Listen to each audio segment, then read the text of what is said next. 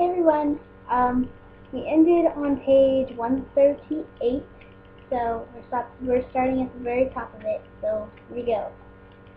With an effort, Montag reminded himself again that this was no functional episode to be watched on his run to the river. It was in actuality his own chess game. He was witnessing move by move. He shouted to give himself the necessary push away from the last house window, and the fascinating scene, scene, scene, I don't know, scene going on in there. Hell! And he was away and gone. The alley, a street, the alley, a street, the smell of the river. Leg out, leg down, leg out, leg down. 20 million Montags running soon. If the cameras caught him, 20 million Montags running like an ancient flickery keystone. Comedic,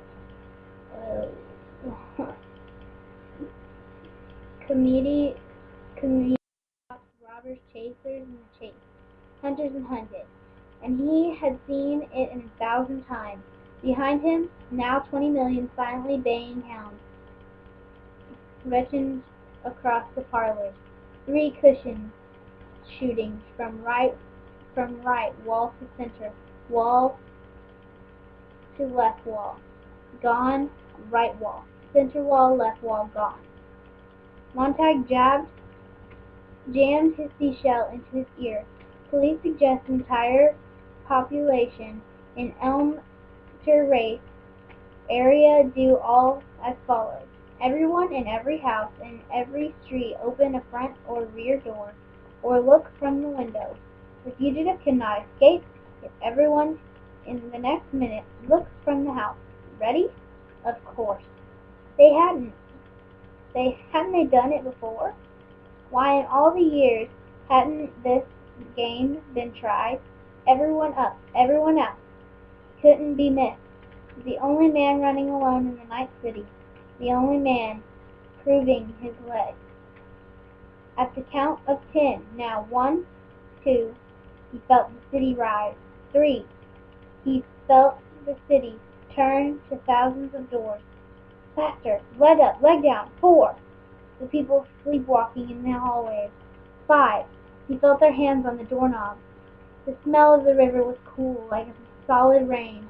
His throat was burnt, rust, and his eyes were wet dry and running. He yelled as if this yell would jet him on, fling him the last 100 yards. 6, 7, 8. The doorknobs turned on 5,000 doors. 9. He ran out, away in the last row of houses on the slope, letting down a solid moving blackness. 10. The doors opened. He imagined thousands on thousands of faces peering into yards, into alleys, into sky faces hid by curtains. Pale, night-frightened faces. His gray animals peering from the electric caves. Faces with gray, colorless eyes, gray tongues, and gray thoughts, looking out through the numb flesh of the face. But he was at the river. He touched it, just to be sure it was real. He waded in and striked the darkness into skin, splashing his body, arms, legs, head, and raw liquor. Drank it and snuffed some in his nose. Then he dressed in Faber's old clothes and shoes. He tossed his own clothing into the river and watched it swept away. Then, holding the suitcase, he walked out to the river until there was no bottom, and he was swept away in the dark. Okay, we're going to stop this for just a second.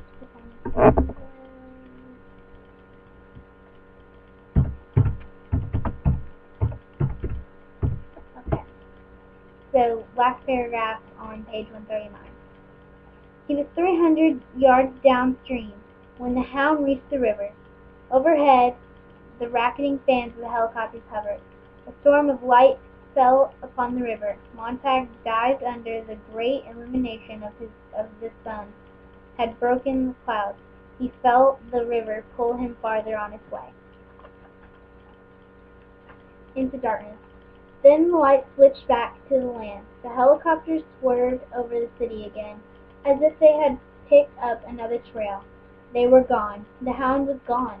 Now there was only the cold river and Montag floating in sudden peacefulness, away from the city and the lights and the chase, away from everything. Okay, hold on a second.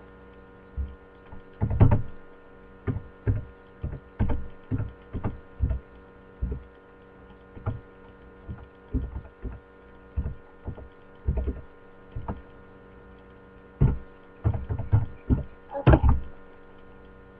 Second paragraph, page 140. He felt as if he had left a stage behind and many actors. He felt as if he had left the great dance and all the murmuring ghosts. He was moving from an unreality that was frightening into a reality that was unreal because it was new. The black land slid by, and he was going into the country among the hills for the first time in a dozen years. The stars were coming out above him, in great processions of wheeling fire. He saw a great juggernaut of stars from the sky and threatened to roll over and crush him. He floated on his back when the valleys filled and sank. The river was mild and leisurely, going away from the people who ate shadows for breakfast, and steam for lunch, and vapors for supper. The river was very real. It held him comfortably and gave him time at last, the leisure, to consider his month, his year, and a lifetime of years. He listened to his heart slow. His thoughts stopped rushing with his blood. Okay, 2 more minutes. And he saw the moon low in the sky now. The moon there, and the light of the moon caused by what? By the sun, of course. And that lights the sun, its own fire. The sun goes on, day after day, burning and burning. The sun and time had burning. The river bobbed him along gently, burning. The sun and every clock on the earth. It all came together and became a single thing in his mind. After a long time of floating on the land, and a short time of floating in the river, he knew why he must never burn again in his life. He must never burn again in his life. Sorry. Next sentence. The sun burnt every day. It burnt time. The world rushed in a circle and turned on its axis, and time was busy burning. The years and the people anyway, without any help from him. So if he burnt things, went with the firemen and the sunburnt time, that meant that everything burnt. One of them had to stop burning. The sun wouldn't, certainly. So it looked as if it had to be Montag and the people he had worked with until a few short hours ago.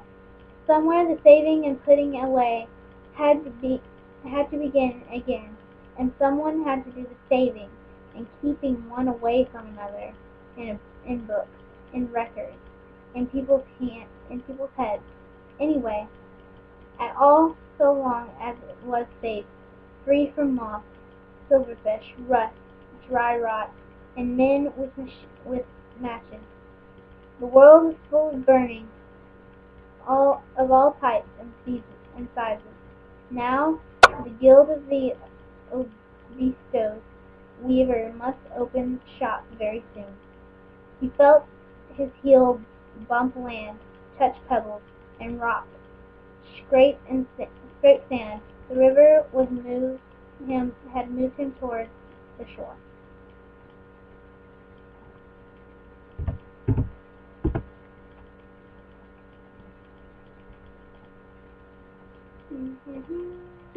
Okay. He looked in at the great black creature without eyes or light, without shape, with only a size that went thousands of miles, without wanting to stop, with its grass hills and forests that were waiting for him. He hesitated to leave the comforting flow of the water.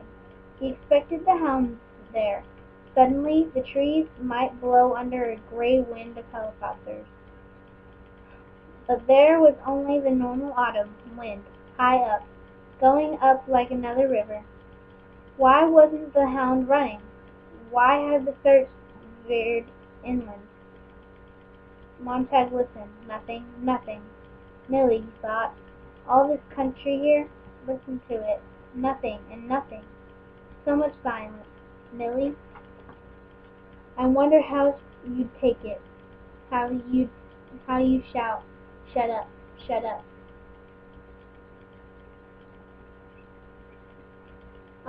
Milly, Milly, and he was sad. Milly was not here, and the hound was not here, but the dry smell of hay, blowing from some distant field, put Montag on the land. He remembered a farm he had visited when he was very young, one of the rare few times he discovered that somewhere behind the seven veils of unreality, beyond the walls of parlors, and beyond the tin moat of the city, cows chewed grass, and pigs sat in warm ponds at noon, and dogs barked after white sheep on a hill. Now the dry smell of hay, the motion of the waters, made him think of sleeping in fresh hay in a lonely barn away from the loud highways, behind a quiet farmhouse, and under an ancient windmill that whirled like the sound of the passing years overhead. He lay in the high barn loft all night, listening to the distant animals and insects in the trees, the little motions and stirrings. Alright, I'm going to stop here for now. So, that was to page 143, and we're almost done. We just got a little bit left. Got this much read, and this much left. This much read, this much left. So, yeah. Alright. See you next time. Bye.